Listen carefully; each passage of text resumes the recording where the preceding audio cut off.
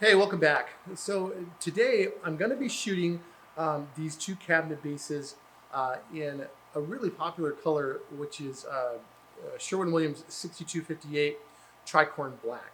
Um, I had heard some rumors that this color was a color of the year for Sherwin Williams. I was not able to find whether or not that was true, but I can tell you that for us, it was almost overnight. I guess about a year ago, where people started ordering this color over and over again, and we couldn't figure out why, and we still don't know why. So if you know, if there was some home show or really popular blogger or vlogger that has made this color so popular, let us know. We'd love to know why. But anyways, it's a great color. It's a nice neutral black, no color undertones. It sprays beautifully, but I wanted to shoot this video to give you just a few tips on this paint. First of all, we have tried this paint in a non-Sherwin Williams brand paint. So in other words, we've gone to the big box stores and asked them to color match this Tricorn Black. Don't do that. It's terrible. We have used two different kinds of big box store brands of paint to try and shoot this this Tricorn Black, and it just does not come out well. It comes out with a lot of orange peel, a lot of texture. It doesn't dry nice and flat. So this is one of those times where saving the $20 is not worth it. You want to make sure that you go ahead and you go with a real Sherwin Williams paint. We like to shoot the emerald urethane trim paint, which is a waterborne urethane. It dries really hard. But what you're going to see once we shoot this on here is that it does dry beautifully. Another thing about using this color, this Tricorn Black color, is that it shows every single imperfection. I have assembled and spackled and filled and primed these two bases twice now. But to me, in the white, they look perfect. But once we get the black on, we're going to start to see those very tiny imperfections that, unfortunately, we're going to have to go back and fix after the first coat of black is on. We have done this with a brush. We've done this with a foam roller. We've tried every way of applying this Tricorn Black, and nothing works like HVLP. It even beats the airless Graco handheld sprayers that we have.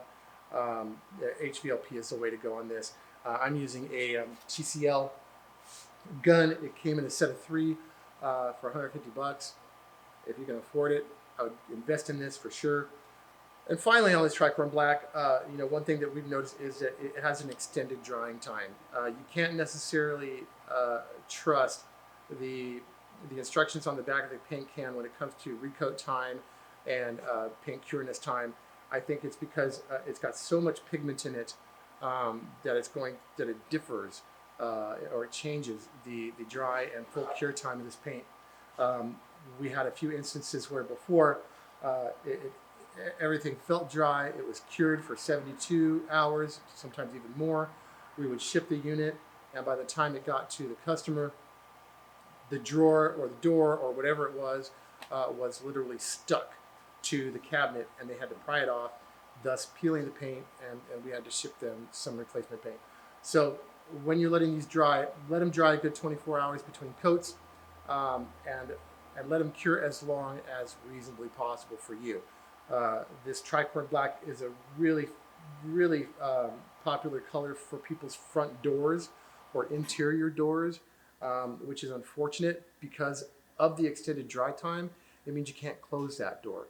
And if you do close that door, you end up having the rubber molding or gasket around the door stick to this paint. So be careful with that aspect of this.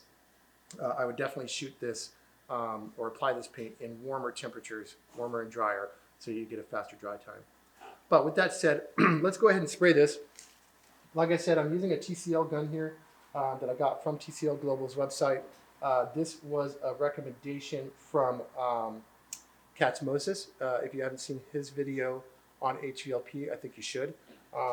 He shoots oil-based clears in his video, which is really useful. We use the red gun that came with this kit for our oil-based clears, and we use the blue one for anything water-based. But check out Katz Moses' video on that. It's really informative on how to use an HVLP gun, how to get a good coat on there. I'm not going to go through that today. So basically, I've got my gun all set up. I'm just going to fill it up and run it through this strainer here. If you don't have a strainer, you can use pantyhose. Works just fine. Pantyhose from the dollar store. I'm going to put in more than I need, because I'll just put the excess back into this container when I'm done. This is in case you don't know, Sherwin Williams will sell you a tester. Basically, it's a pint. Yeah, well, it's almost 2 pints of paint as a tester for like 10, 15 bucks. This has already been reduced. I have reduced this paint by 5% already. And what that means is I just put 5% water inside the can with the paint, and that'll make it thin enough for me to shoot through this 1.8 tip. It's recommended. This paint's recommended for a 2.0 tip, but I don't have a 2.0 tip. I only have a 1.8. So that's what we have to do. We have to reduce this paint a little bit with water before we shoot it. Okay, I've got my gun all set up here, or all filled with paint. I'm going to close down my paint control all the way. I'm also going to control or take my fan all the way down to a point. And I'm going to try and get a 6-inch fan from about 6 inches away, and a good, nice paint flow before I start painting this cabinet. If that's all Japanese to you, again, watch Jonathan Katz Moses. I believe his YouTube is KATZ, Katz Moses Tools on YouTube. And watch his video. He goes through setting these guns up from start to finish, and you won't be sorry you spent that 15, 20 minutes watching how to do that.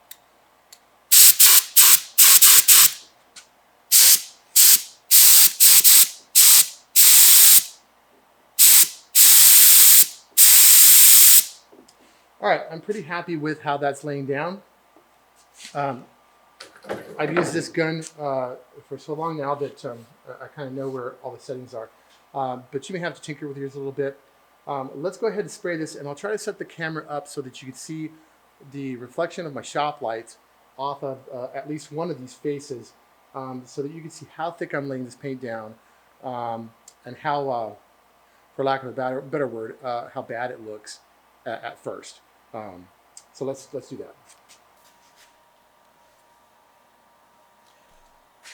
All right, so what I'm hoping is that you can see the reflection of my shop lights on this rail here, on this cabinet, because that's the best way to kind of gauge the quality of finish and how thick you're laying this paint down, is to use those reflections of those lights so that you can see that texture. And hopefully we're capturing that for you here.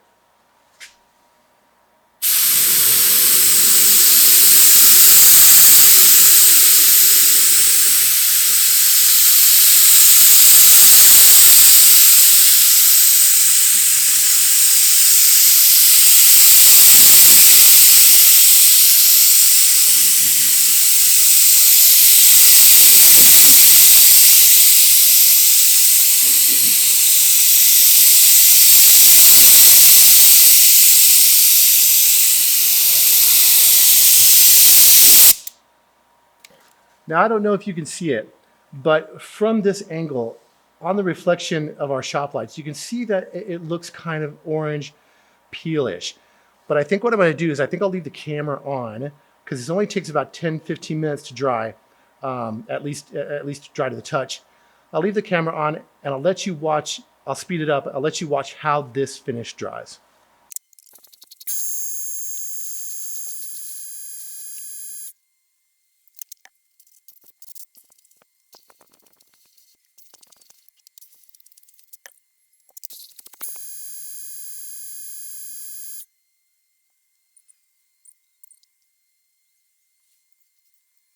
Okay, so what I'm hoping you can see is up here in this panel, um, we're not completely dry, so I'm not going to touch it, but we've dried quite a bit. You can see that this paint is already starting to self-level, and it's drying very, very nicely. Looks like a factory finish, and that's just one coat. We're going to shoot, or I'm going to shoot at least 2 more coats on this to get a nice uniform paint, layers of paint all over the base here. But I wanted you to see this. Um, I think if you're just getting into painting, or you don't have a whole lot of experience painting, I've seen probably the most common mistake is for people to overwork their paint.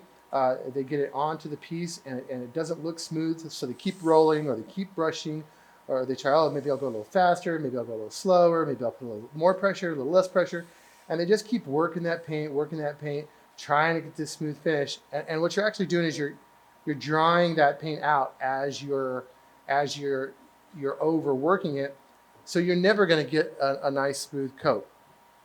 You know, basically, you want to get it on, get it even, and get the hell away from it, and let the paint do its job in self-leveling, and give it the time to do that. So get it on fast, get it on even, and then just let it do its thing. And it will, like this has, it will, you know, I can see my, don't know if you can see it, but I can actually see my reflection of my fingers in this paint now. It has flattened out so well. And we're not even completely dry. All right, well, there you have it. That's how easy this Tricorn Black is to paint. I mentioned before that it shows off every little imperfection. I don't know if you can see this, but I have basically here on the front of this style, I have an area where my MDF hardener had come over the edge and left a very thin layer of that hardener right here along this edge. I also have a little speck here at the bottom. It really shows in this black. So what I'm going to have to end up doing is after this coat is dry, I'll have to come back here and sand it and touch up these minor imperfections before I give it its second and third coats. Otherwise, you're just going to exacerbate the problem the more coats you put on. And it'll be that much more difficult to fix as you move forward. So that's it. Again, my tips are, if you're going to shoot Tricorn Black, make sure it's the Sherwin Williams paint that you buy, not the one that starts with a V, and not any other one that the big box stores sell. Get it from Sherwin Williams. Like I said, the best one we found is the Emerald Urethane Trim, which is a waterborne urethane paint. That's the best one. And 2-3 coats, 4 coats if you really need it. Should be all you need. Thanks for watching, and if this video was helpful, please like and subscribe, and we'll see you next time.